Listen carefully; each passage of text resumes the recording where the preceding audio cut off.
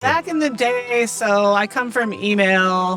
When I started, email was basically the only channel in affiliate marketing. Back then, I mean, the mailers held all the cards basically, and you know, they could make or break an advertiser campaign and decide not to run it. And it was all opportunity cost for them because they already had the data that they're mailing. Whereas with media buying, you know, like you're spending money, like in a real-time environment, you're bidding. So it becomes more, like the buyer becomes more important and holds more cards basically than they used to. Back in the day, like I can still remember there was a big advertiser, and they're still big, but they were late to a meeting with a mailer, and she was like crying because she thought she wasn't going to get them mailing the campaign. Wow. So that was crazy because that would never happen now.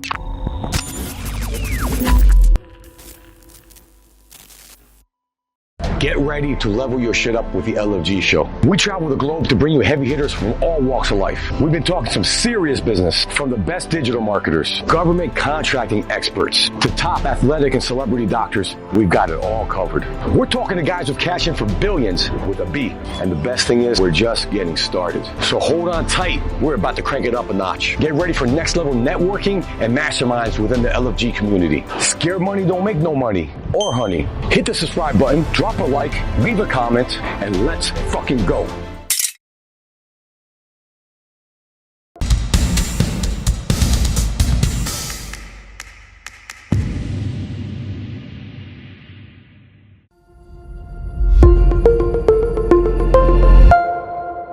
Guys, we wrapped up Affiliate Summit New York 2024. My voice is a little messed up, but we're still going strong. We got the energy still going tight. We got 2 lemon spritzes. We got a bougie espresso $40 martini for no real reason other than the optics. And I got one of my favorite people in the industry, Cari Hartman. She's a VP of Biz Dev at Policy Jar. They are crushing shit. I'm super excited to have her here. She's got a fancy spa treatment in about 45 minutes, so this will be a quick one. But we'll do a part 2. I'm not worried about that. Cari, great to have you on the show. It's great to be here. We did this in Dominican Republic at Dominicana, but the audio got really fucked up, so we couldn't air it. So I'm glad we're doing it. Glad we're doing it. Get it script. So, Cari, how was Affiliate Summer for you? This was one of my favorite ones. I thought it was pretty sick. It was amazing. Yeah. I've been coming to these since literally 2008. That's how I got in the industry, and I never really looked back. This one was particularly great because I feel like I visited all my pockets of people in the industry. So like, whether it be search arb, emailers, pay-per-callers, Nutra, e-com, I think I talked to everyone. What I like to do at these shows is really, I don't schedule a ton of meetings. I feel like it's a waste of time. I like to get a read for where things are going, where things are headed, what verticals people are running. That's always my goal at these shows. Yeah, I agree with you. I don't, the meetings I schedule, 75% don't even happen. Or you're at the wrong location. Like I had one yesterday. You're chasing. So this guy was at Central Park somewhere. I don't know where the hell we got Central Park. I'm over here. I'm like, it ain't happening. Central Park. I don't know how the fuck that happened. Nobody got time for that. But it's just, that's the nature of the beast. And what I find is that the longer you've been in this industry since 2008, right? Yes. The longer you're in there, it's like the cream really rises to the top. I threw a party Sunday night. You were there. It was just this thing. It started with 5 or 7 people. I guess the word got out. We've had like 50 or 60 people there, all heavy hitters, right? And that's really where the action gets done. So I feel like the longer you're in it, you attract that, and then you find the right people somehow. Absolutely, yeah. And then at a certain point, I'm like, okay, I've seen you guys enough. I gotta mix it up. Yeah, for sure. At that point, you're just hanging out. So. Yeah. So let's talk about a couple things. First of all, a Policy Jar, right? Great.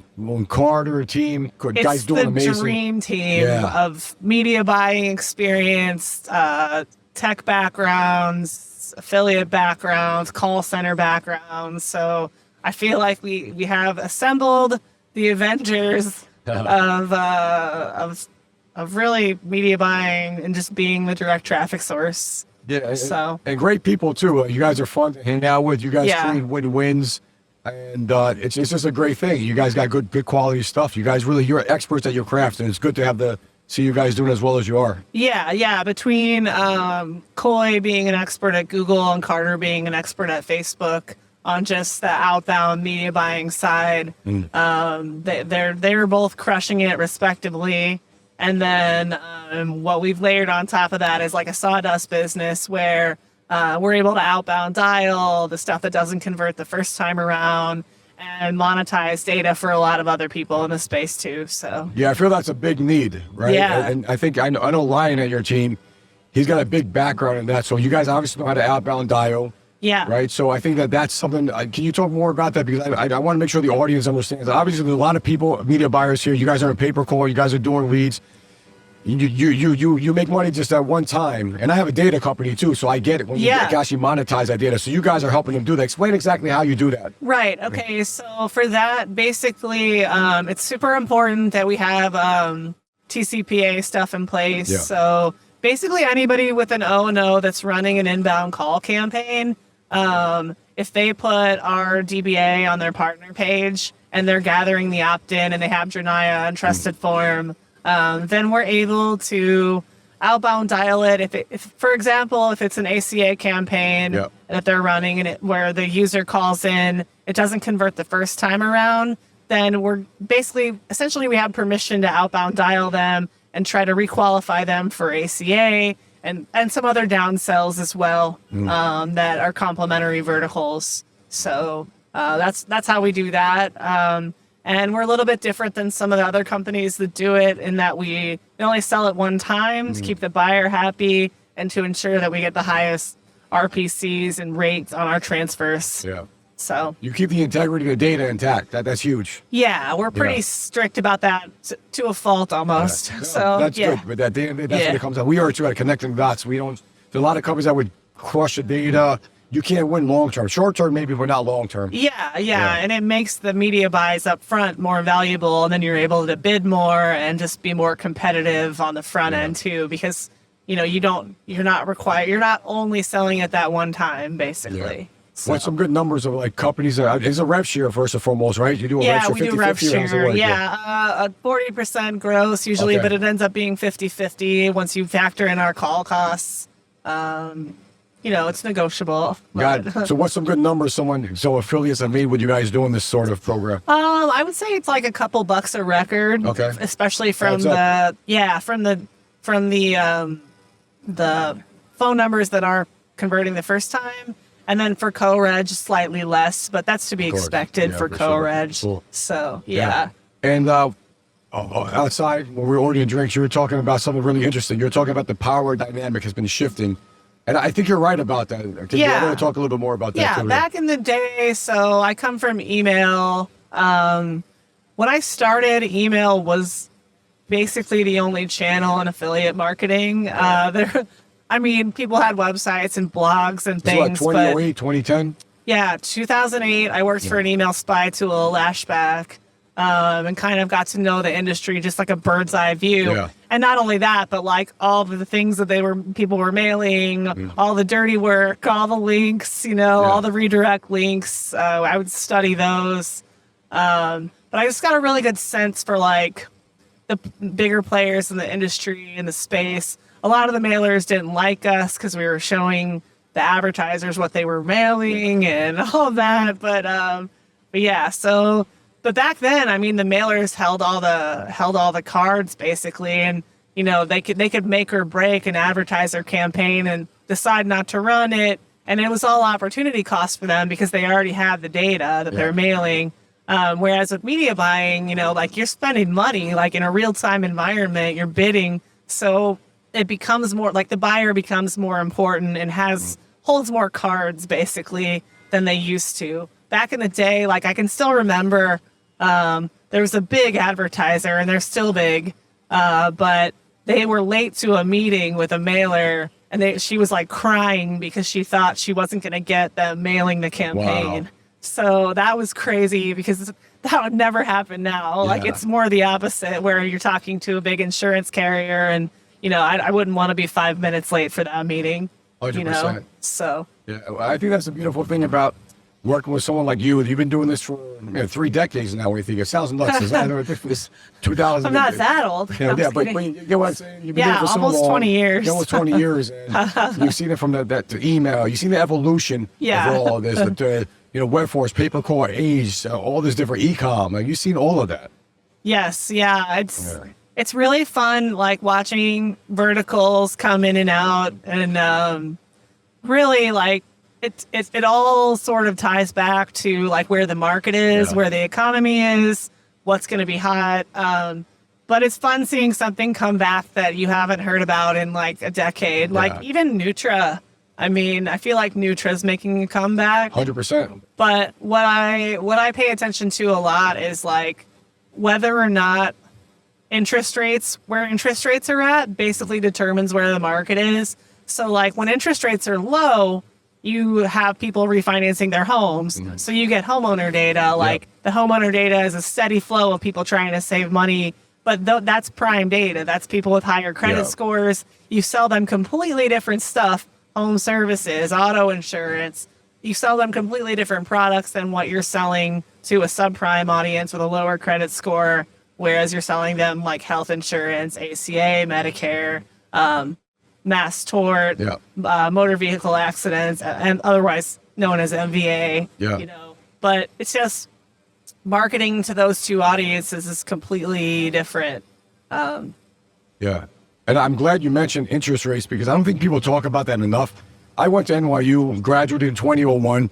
I was in school during the dot-com bubble. I couldn't wait to get the hell out because I'm like, I'm going to make all this money. My roommate got like a $25,000 signing bonus, like $120,000 salary. I'm going to be fucking rich. When I got out, the dot-com bubble imploded. Then 9/11 happened, all that all crazy stuff. But all of this stuff affects the global economy, and that affects what we do. It affects where money is flowing. So I saw that with solar. Solar was hot for many, many years. Mm-hmm. A lot of it was due to low interest rates. When the rates went up, it changed everything. It exposed a lot of people. So I think a lot of the audience needs to look at what's going on macro environment because you can kind of pivot faster than your competition can. And even sometimes, when everybody's exiting a vertical for whatever reason, whatever changes, that's an opportunity too to really go, okay, everybody's exiting. There's still money to be made here. If I can dominate this vertical without so much competition, that's another opportunity.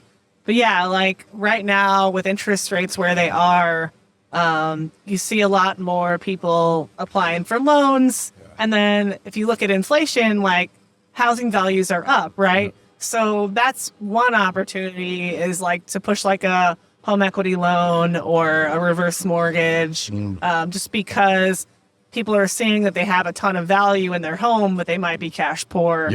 And then the senior market is always like an evergreen thing that you can target. So age data, there's only a few months left of this. A lot of different ways to monetize data. Data is a very broad term. There's a lot more money in it. You already spent the money. Let's just say it cost you $10 for a Medicare lead. You make $1 million in sales, you really only made $100,000. And you might not get paid by your advertiser. What if I can get an extra 50 cents, $1, $2, $3 per lead in perpetuity? What does that do to my marketing campaign? What does that do for the stress of the profits of my company? A percentage or two at those kind of numbers are huge as moving the needle. So for us, what I love about age data, the hard part's already been done. Now it's just a revenue lift for your company. What would the extra $10, $20, $30,000 a week do for your business? Absolutely. All of our big partners are making hundreds of thousands, if not millions a year with us. They're never going to have this gold rush again. It's very true. I love that you said that. I mean, I want the whole audience to really pay attention to that because I don't feel that happens enough. I mean, it happens to me because I graduate, I still trade stocks to this day, so I'm always watching the markets, what's going on with, oil, interest rates, precious metals, crypto, all that stuff. It's all connected at the end of the day. And I think most people don't think about it that way. Yeah. In some ways, like, it's funny because if you look at Maslow's hierarchy of needs, like in the U.S., people, they need health insurance, they need this, they need that. Like, if you look at the European market, it's completely different. You see a lot more, like, gambling and it's because their basic needs are met, you know? Like, that's a good point. Adult, like. I never thought about that, though. You're right about that. It's so funny. In the affiliate world, it's a whole different You know, you go to these conferences, Ecom. there's debt, ACA, Medicare, whatever. Over there is all gambling, porn, dating, crypto. Yeah. It's so funny. Yeah. Wow. It's because, yeah. What's funny in the US though, I feel like so recently there's like slots and gaming like on every corner now. Like every like little podunk gas station will be like gaming here, gaming here. But I think that you're mostly seeing like people that are on pensions or Social Security just gambling away their Social Security money, basically. So I think it's a similar situation in Europe. If they're getting subsidized by the government, they're like spending it all. They're gambling with it. They're trying to enjoy their life, right? Yeah, exactly. That's how they do it. Maslow's hierarchy of needs. That's great. Another thing we talked about offline, which I think is huge, and I know we've both been big beneficiaries of this, is how this industry, especially the longer you're into it, it becomes more like, you know, your so-called competition becomes your partners. And your friends. And your friends, right? Yeah, it's so awesome. No one else can relate to what we do. Yeah, I know. Like, honestly, if I'm being honest, like, it always sounds a little bit like pretentious to say that, but like it is true. Like, nobody can relate to this lifestyle. It's not for everybody. It's crazy. I don't even know how I'm standing. I was in Europe for 3 weeks, came back to Florida Saturday, came back here Sunday morning, went hard till like 5 in the morning, and you do it every day. That's what my voice is about. But we do it. It's just... It's almost like you're with your family. This family is an extension of family. You call it like a traveling circus, right? I call it the traveling circus, and I feel like I've gotten the best life advice from people in our space. Not everyone, you know, but some of the best life advice I've ever gotten is from other performance marketing people, for sure. Yeah. Carter that I work with, like, uses a company to like optimize his health. Yeah. And a lot of you guys do. I know that you got the peptides and the blood testing and all Huge that. Huge proponent of that, by the way. Yeah. Listen, we try to optimize our ad campaigns, optimize yourself, optimize your health. So. Yeah. We're not doing good examples here, but fuck it. This is just when we're at the shows. Listen, it's about balance. No, I'll be home for a month, hibernating on my computer, recharging my social battery. I can't wait. I'm gonna do the same. And then I've got Europe coming up. We're gonna hit up Croatia for the fun of it. Then click Ibiza, and then I'm speaking in Budapest. Nice. So Can't I just found out. I'll be there loud. Yeah, I'll be cheering you on. I'm going to give away all my secrets on how to find buyers for lead gen campaigns in the U.S. That's a big point. A lot of Yeah. Media buyers have no clue how to do business development or how to build a team. So check her out in Budapest. That's gonna be a big one. Well, a lot of it is just persistence and compliance and having like SOPs in place to accomplish, to get actual budgets directly from buyers. And then also, I mean, networks serve their purpose as well, and agencies, because they do all that work for you. Yeah. And then you can kind of get a baseline for pricing and what you'd need to make the campaign work. Yeah. So Huge thing. Without the buyers, you have no business, or without treating them right, no business too. So I love that. I'll be at that event with you. And I want to go back to what we were talking about, really this win-wins that are created here. Yeah. I was with a buddy of mine. He owns a completely different company in the verticals I'm in. And I was talking about right now we have a lot of debt doing great for us. And we want to press the gas. And I had one particular buyer. We've been illegal for like 7 months. I don't know what the heck the problem is. And he's already direct with these guys. And he's like, listen, run through me. I don't pay me minimal. I don't care, but at least go through me while you get your legal figure out, and then we'll be good. And like, he didn't have to do that. And obviously I would give her a bigger chunk of it, but that's a win-win at the end of the day. He didn't have to do that. But even if it's 100 calls a day, he makes $5 a call. That's 500 a day. It adds up. Yeah, and if you see somebody, or if you test a campaign from one source and not another, and then you test it direct, sometimes the performance will be better with their intermediary because they have some sort of payout increase worked out, or they have the campaign optimized differently. Or they might have some information. You don't get information. They might have a better relationship with the actual buyer, and they might say, listen, we fired our manager, so don't focus on this state, focus on that state. And that's the little information that makes a difference between success and failure. Yeah, absolutely. Yeah. I'm a big LinkedIn user. I like to do a lot of layering of data on top of the LinkedIn, and that's how I find people, basically. And I just keep trying until somebody responds. So, but people in this space can be really helpful with those direct intros, especially if you trade referrals. Like, I was just talking to one of my buyers, and they have one vertical cracked and they're not in others, and vice versa. So we've just been trading intros, and it's been really good. It's a value exchange at the end of the day, right? And I always say one thing: money is a derivative of creating value. So you just create value, and I think that's what makes it a big, happy circus family, whatever. Because we're all looking for each other to win. If I know that you win and you find something good, like, hey, I got this, and we'll try it out. And it increases the probability, the chance of the shit working out. Right, definitely. Yeah. And the whole thing runs on FOMO. So yeah, it does. You're right. Whether it's FOMO for running a vertical, FOMO for hanging out, FOMO for a bar where everybody's at, or a club that everybody's at. Like, wow, you just dropped some gems. And it's like simple stuff about the interest rates, the FOMO. It's so true. Yeah, because you want to ask, like, okay, why is everybody diving into this vertical? Yeah. And from there, you want to look at an ad spy tool and see what's being run, what angles are being run. And then you want to decide whether that angle is risky or not. Yeah. Whether the buyers appreciate that angle. Yeah. Or whether they want something cleaner. And then you just go from there, basically. So. That's awesome. Yeah. The other thing I want to talk about, you remember Link Unite? Oh, yeah. Great organization. My company's going to start doing more stuff with Link Unite. Amazing. Let's talk about how that organization, the principles, how it's benefited you and the industry. Oh, it's benefited me tremendously. There's not that many, it's a very male-dominated space. Huge. Like, I think it has something to do with the risk tolerance. Just women just have a different, like, skill set most of the time with connecting people and making stuff happen and executing. Yeah, Sarah and Amanda, I remember meeting Amanda through the guys at Optismo, and she was telling me the idea, and I'm like, that's a fantastic idea, like, I'm in. So first one was in Scottsdale, basically just meeting like all the top females in our space, and collaborating. And the first one there was no actual content. We literally sat around a pool and talked. And we climbed Camelback Mountain together. Wow. And it was just such a great bonding experience.